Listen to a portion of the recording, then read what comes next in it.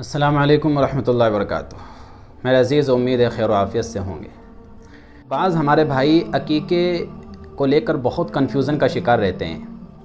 عقیقہ کرنے کا طریقہ کیا ہے، کس وقت کرنا چاہیے، کیا کچھ کرنا چاہیے، کیا نہیں کرنا چاہیے، کب تک عقیقہ کر سکتے ہیں، جانور کتنے ہوں، لڑکی کی طرف سے کتنے، لڑکے کی طرف سے کتنے، چھوٹا جانور ہو بڑا جانور ہو، مختلف طرح کے شبہات اور سوالات لوگوں کے ذہن کے اندر رہتے ہیں۔ تو آج انشاءاللہ میں بہت تھوڑے سے وقت میں سارے کنفیوژن آپ کے دور کرتا ہوں۔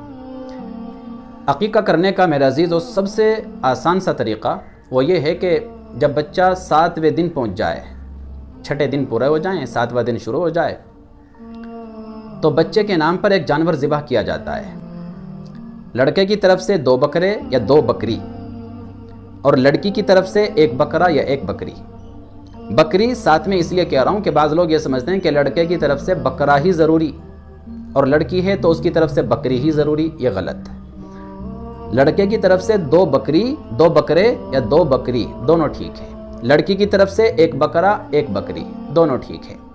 اسی طرح بعض لوگ یہ سمجھتے ہیں کہ لڑکے کی طرف سے 2 ہی ضروری، اگر 1 کریں گے تو عقیقہ نہیں ہوگا، یہ بھی غلط ہے۔ اگر آپ کی گنجائش نہیں ہے تو آپ لڑکے کی طرف سے بھی 1 بکرا یا 1 بکری کر سکتے ہو، اور لڑکی کی طرف سے بھی 1 بکرا یا 1 بکری کر سکتے ہو، ٹھیک ہے۔ اور اگر آپ کی بکرا دینے کی بھی گنجائش نہیں ہے، بکرا ذبح کرنے کی بھی گنجائش نہیں ہے، تو بڑے جانور کے اندر بھی آپ حصہ لے سکتے ہو۔ مثال کے طور پر قربانی کا موقع ہے، آپ چاہتے ہیں کہ میری قربانی بھی ہو جائے اور میرا عقیقہ بھی ہو جائے، تو بڑے جانور کے اندر آپ لڑکے کی طرف سے 2 حصے ڈال لو، لڑکی کی طرف سے 1 حصہ ڈال لو، آپ کی قربانی بھی ہو جائے گی، اور 1 حصہ یا جتنے بھی حصے آپ کی مرضی ہو وہ قربانی کی نیت سے ڈال لو۔ اس طریقے سے بچوں کا عقیقہ بھی ہو جائے گا اور آپ کی قربانی بھی ہو جائے گی۔ تو سارے آپشن الحمدللہ موجود ہیں، ہمارا دین بہت آسان ہے۔ اب جب آپ نے بکرا ذبح کر لیا، اب کرنا کیا ہے؟ بکرا ذبح کرنے کے بعد آپ کی مرضی، چاہے تو آپ اس کے گوشت کو کچا اپنے دوستوں میں، رشتہ داروں میں تقسیم کر دیں۔ ترتیب وہی ہے، 3 حصے بنا لیں، 1 غریبوں کو دے دیں، 1 دوستوں کو اور رشتہ داروں کو دے دیں، 1 اپنے استعمال کے لیے رکھ لیں۔ اور ایسا بھی کر سکتے ہیں کہ آپ سارے رشتہ داروں کی دعوت کر کے گھر پہ بلا لیں اور سب کو بریانی بنا کے کھلا دیں۔ بعض لوگ یہ سمجھتے ہیں کہ ماں باپ خود نہیں کھا سکتے، نانا نانی نہیں کھا سکتے، دوسروں کو ہی کھلانا ہے۔ میرے بھائی، یہ ایک خوشی کا موقع ہے، خوشی کا موقع ہے۔ اس خوشی کے موقع پر اگر ماں باپ کو بھوکا رکھا جائے گا، بیچارے وہ روزہ رکھیں گے، دوسروں کو کھلائیں گے، تو پھر خوشی کا مزہ کیا ہے؟ لاجک کے بالکل خلاف بات ہے، عقل کے بالکل خلاف بات ہے۔ ایسا نہیں ہے، سب کھا سکتے ہیں، سب، ماں باپ ہوں، نانا نانی ہوں، چاچا چاچی ہوں، رشتہ دار ہوں، دوست احباب ہوں، امیر ہوں، غریب ہوں، سب کھا سکتے ہیں۔ تو گوشت کا میں نے بتا دیا، کچا گوشت بھی تقسیم کر سکتے ہیں، اور دعوت پر رشتہ داروں کو بلا کر ان کو دعوت میں بھی گوشت کو کھلا سکتے ہیں۔ تو پہلا عمل میرے دوستو، عقیقے کے اندر جانور کا ذبح کرنا۔ اس کے بعد آپ نے کیا کرنا ہے؟ اس کے بعد بچے کے سر پر جو بال ہیں، آپ ان بالوں کو مونڈیں گے، ان بالوں کو مونڈ دیجئے، اور بالوں کے وزن کے برابر سونا یا چاندی صدقہ کر دیجئے۔ وزن کا اندازہ قیمت سے ہمارے علماء نے لگایا 500,000 روپے۔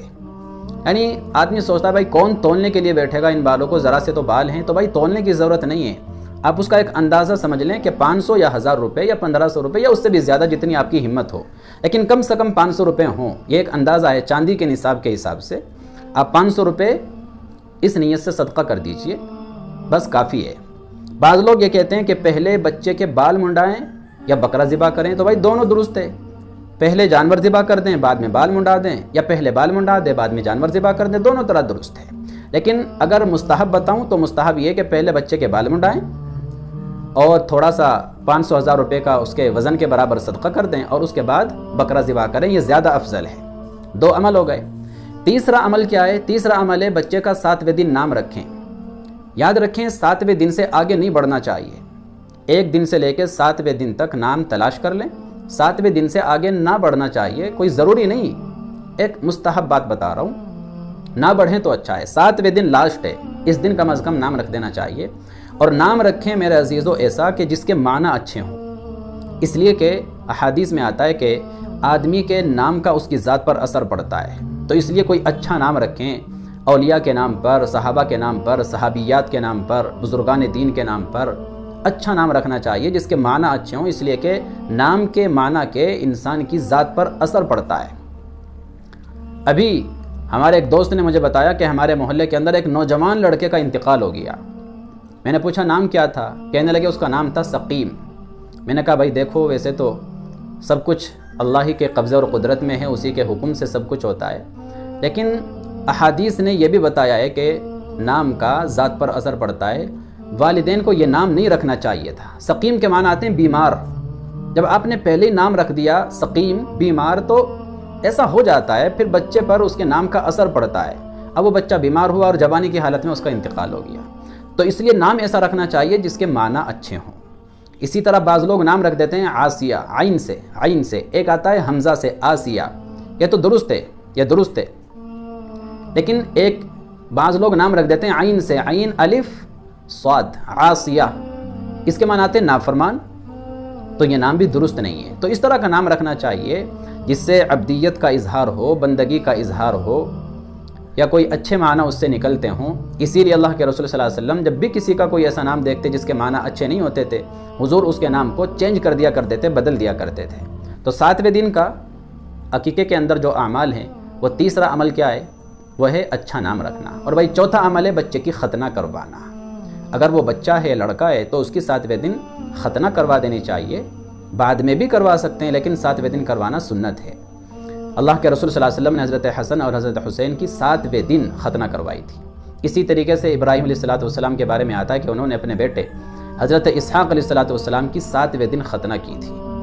اور بھائی عقیقے کے فضائل کیا ہیں؟ عقیقے کی برکتیں کیا ہیں؟ تو یاد رکھیں عقیقے کی بہت ساری برکتیں ہیں۔ بچہ آفات سے، بلیات سے، حادثات سے، مصیبتوں سے عقیقے کی برکت سے محفوظ ہو جاتا ہے۔ یہ کئی ساری احادیث کے اندر اس طرح کا مفہوم آیا ہے، مضمون آیا ہے۔ ایک حدیث میں تو اللہ کے رسول صلی اللہ علیہ وسلم نے یہاں تک فرمایا کہ بچے کا جب تک عقیقہ نہ کر دیا جائے وہ گروی رہتا ہے۔ اس لیے ماں باپ کو چاہیے کہ بچے کا 7ویں دن عقیقہ کریں، اس کے بال مونڈیں اور اس کا کوئی اچھا سا نام رکھیں۔ اور علماء اس کا مطلب یہ بیان کرتے ہیں کہ قیامت کے دن اگر ہمت اور استطاعت کے باوجود بھی والدین نے اپنے بچے کا عقیقہ نہیں کیا ہوگا تو ماں باپ بچے کی شفاعت سے محروم رہیں گے۔ وہ بچہ اپنے ماں باپ کے حق میں شفاعت نہیں کر سکے گا۔ اس لیے اگر کسی کی ہمت نہیں ہے تو کوئی حرج نہیں، کیونکہ عقیقہ کرنا کوئی فرض واجب نہیں، لیکن اگر کسی کی ہمت ہے، اللہ نے کسی کو مال دیا ہے، تو اس کو اپنے بچوں کا عقیقہ ضرور کرنا چاہیے۔ اور بھائی آخری عمل یہ ہے، بعض لوگ یہ پوچھتے ہیں کہ عقیقہ ہم کب تک کر سکتے ہیں؟ تو بھائی 7ویں دن کریں، یہ سنت ہے، یا پھر 14ویں دن کریں، یا پھر 21ویں دن کریں، یا پھر بعد میں جب تک بھی کریں تو 7ویں دن کے حساب سے کریں۔ باقی آپ کبھی بھی کر سکتے ہو، جوانی میں بھی کر سکتے ہو۔ اور اللہ کے رسول صلی اللہ علیہ وسلم کے بارے میں تو یہاں تک آتا ہے کہ ایک حدیث میں کہ اللہ کے رسول صلی اللہ علیہ وسلم نے اپنا عقیقہ نبوت ملنے کے بعد کیا تھا، یعنی 40 سال کی عمر کے بعد اللہ کے رسول صلی اللہ علیہ وسلم نے اپنا عقیقہ کیا تھا۔ تو یہ میرے عزیزوں موٹے سے چند اعمال عقیقے کے بارے میں نے آپ کو بتا دیے، سمجھا دیے۔ یہ آسان سا عقیقے کا طریقہ ہے، میں پھر آپ کی آسانی کے لیے دہرا دیتا ہوں۔ نمبر 1 جانور ذبح کیا جائے گا، نمبر 2 بال مونڈے جائیں گے، نمبر 3 اسلامی کوئی اچھا سا خوبصورت سا نام رکھا جائے گا، نمبر 4 بچے کی ختنہ کروائی جائے گی۔ یہ 4 عمل ہیں عقیقے کے اندر، بس اتنا سا کر لیں گے تو کام ہو جائے گا۔ اللہ تعالیٰ عمل کی توفیق عطا فرمائے۔ السلام علیکم ورحمۃ اللہ وبرکاتہ۔